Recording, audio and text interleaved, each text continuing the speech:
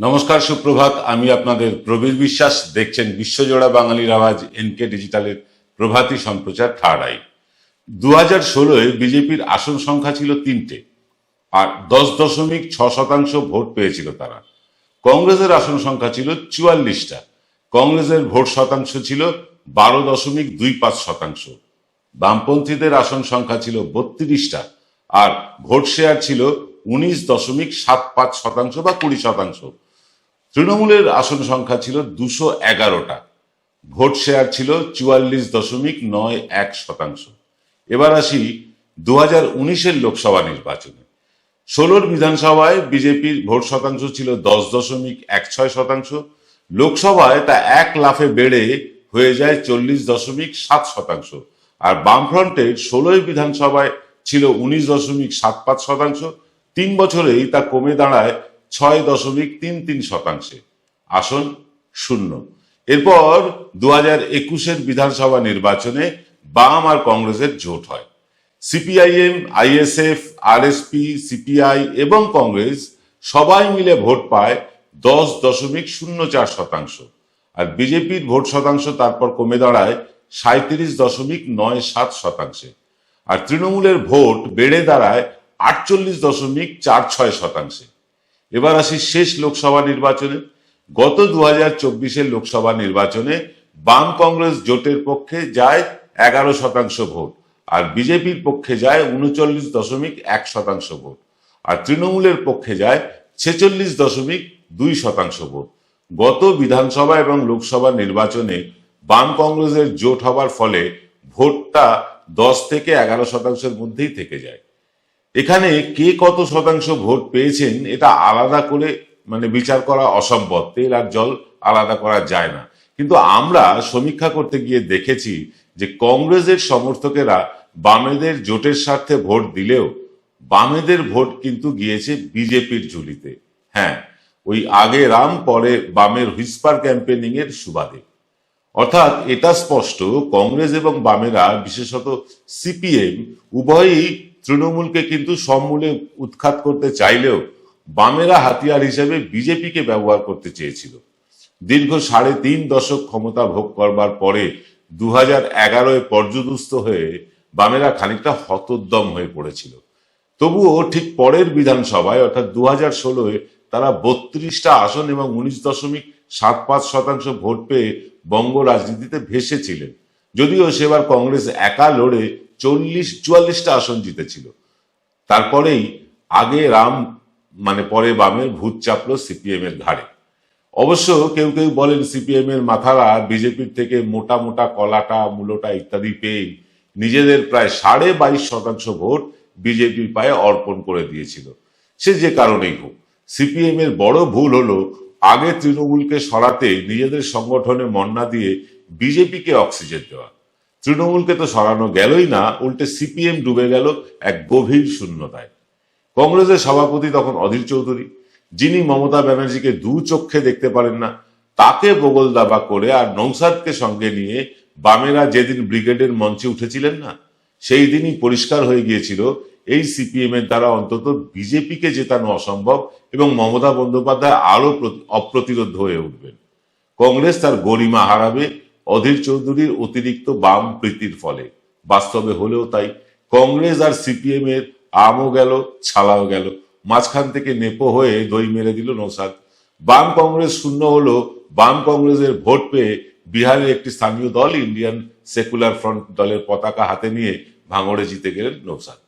তবে রাজ্যের অন্যান্য বিধানসভা কেন্দ্রে নৌসাদের অনুগামীরা ভোট কিন্তু বাম কংগ্রেসকে দিল না।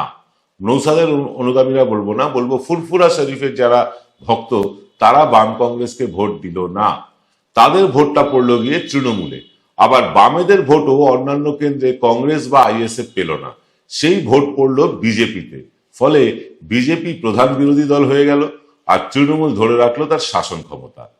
এইবারে সিপিএম কংগ্রেস দুই দলেরই খানিকটা বোধোদয় হয়েছে। তারা আলাদা আলাদা ভাবে লড়বেন বলে মোটামুটি ঠিক করে নিয়েছেন এবং ঘোষণাও হয়ে গিয়েছে। ওই 2016-র মতন 2016 আলাদা লড়ে কংগ্রেস পেয়েছিল 44টা আসন আর বামেরা পেয়েছিল 32টা আসন। ঠিক সেইভাবে তারা লড়তে চাইছে। আর 21-এ দুই পক্ষ একসাথে লড়ে পেয়েছিল 0। ভেবে দেখুন, একটা অদ্ভুত জিনিস লাগলেও চরম বাস্তব তো। দুই পক্ষ আলাদা আলাদা লড়ে এক পক্ষ 44, এক পক্ষ 32 আসন পেয়েছিল, আর একসাথে লড়ে হয়ে গেল 0। অর্থাৎ বাম কংগ্রেসের এই জোট মানুষ কিন্তু নেয়নি, বামেরাও নেয়নি, কংগ্রেস তো নেয়নি। ফলে এটা মানুষের জোট বলে যেটা প্রচার করা হয়েছিল, আসলে সেটা নেতাদের জোট ছিল।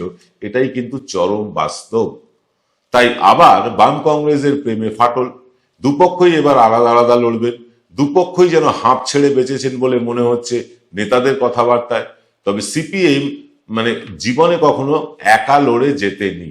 হ্যাঁ, ঠিক শুনছেন, সিপিএম তাদের শাসনকালেও, বাম জমানাতেও তাদের ওই এসইউসিআই বাদে সমস্ত বামগুলোর সহায়তায় পেয়েই তবে তারা 34 বছরের রাজ্যপাট ধরে রাখতে পেরেছিল। এবার তাই সিপিএম নতুন বন্ধু খুঁজতে বেরিয়ে পড়েছে। কখনো নৌসাদ, কখনো হুমায়ুন কবির, আবার কখনো শোনা যাচ্ছে মিমের সাথেও নাকি কথাবার্তা চালাচ্ছেন তারা। মোট কথা, তৃণমূলের মুসলিম ভোট কেটে যতভাবে বিজেপিকে সহায়তা করা যায় সেই মহান দায়িত্ব একার ঘাড়ে তুলে নিয়েছেন মোহাম্মদ সেলিম। মুসলমান নেতাদের দরজায় দরজায় কড়া নাড়ছেন, 5 স্টার হোটেলে মিটিং করছেন, আবার অন্যের ফোন থেকে হায়দ্রাবাদেও নাকি ফোন করছেন। এতে হচ্ছে হিতে বিপরীত। আরএসপি, ফরওয়ার্ড ব্লক, সিপিআই এর মতন বাম দলগুলো খোঁচে বোম। তারা কলাটা মূলটার সিকি ভাগও পান না। তারা কেন ধর্মকে আশ্রয় করে রাজনীতি করা নেতাদের সাথে সেলিমের এই দহরম মহরমটা মেনে নেবেন? উষ্মা প্রকাশ করেছেন তারা, তবে খুব মৃদু স্বরে। সিপিএম এর ভেতর থেকেও প্রতিবাদ হচ্ছে এবার কিন্তু প্রকাশ্যে, সোশ্যাল মিডিয়ায়। আর ফ্যাসাদে একদিকে যেমন সিপিএম, অন্যদিকে কিন্তু বাবু অধীর চৌধুরীও। নিজের বিধানসভা আসনটাও বিজেপির কাছে হেরেছেন, লোকসভায় হেরেছেন।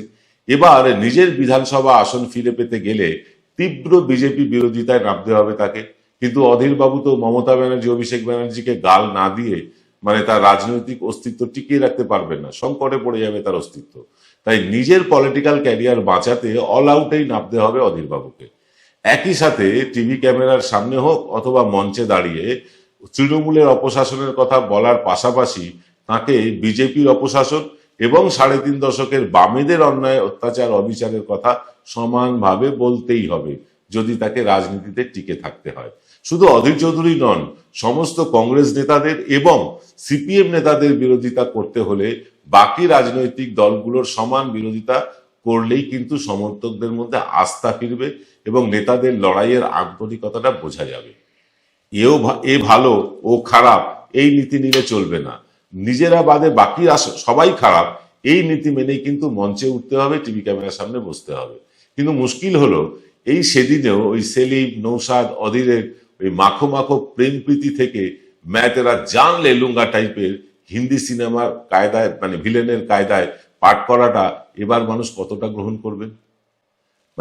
1 বছর আগেও এমন একটা সখ্যতা দেখা যাচ্ছিল, 3 ভাই যেন এক আত্মা 3 শরীর, এরকম মনে হচ্ছিল। তা মানুষ এখন এই কথাগুলো একে অন্যের বিরোধিতা কতটা নেবে? শোনা যাচ্ছে সিপিএম নাকি 18টা আসনের টার্গেট তৈরি করেছে, সেটা 20টা বা 25টাও হতে পারে। তার জন্য ইসলামিক দল হোক বা হিন্দুদের দল, যাই হোক না কেন, তারা সবার পায়েই পড়তে নিজেদের প্রস্তুত করে রেখেছেন। কাল যদি হিন্দু মহাসভার নেতারা সমর্থন দিতে চায় সিপিএম কে, বা সিপিএম না বলা ভালো, সেলিম সাহেব কিন্তু সেটা সাদরে গ্রহণ করবেন। আবার হায়দ্রাবাদেও ফোন লাগাবেন অন্যের ফোন থেকে ফোন করে। হুমায়ুনের সাথেও 3 কেন 30 বার মিটিং করবেন প্রয়োজন হলে। যেন তেন প্রকারেণ শূন্যতা কাটাতেই হবে এবং তৃণমূলকে হটাতেই হবে। অন্তত সেলিম সাহেব তার নিজের একটা আসন হলেও তার চাই। তার জন্য নানান এক্সপেরিমেন্ট চলছে, কিন্তু মাথার ওপরের ডালপালা ধরতে গিয়ে পায়ের নিচের মাটি আলগা হয়ে যাচ্ছে না তো? কংগ্রেস ইতিমধ্যে সরে গিয়েছে। এবার সেলিমের উচ্চাসার কারণে দীর্ঘদিনের বাম সঙ্গীদের হারিয়ে ফেলবে না তো সিপিএম? বামফ্রন্ট বলে কি আদৌ কিছু থাকবে অদূর ভবিষ্যতে?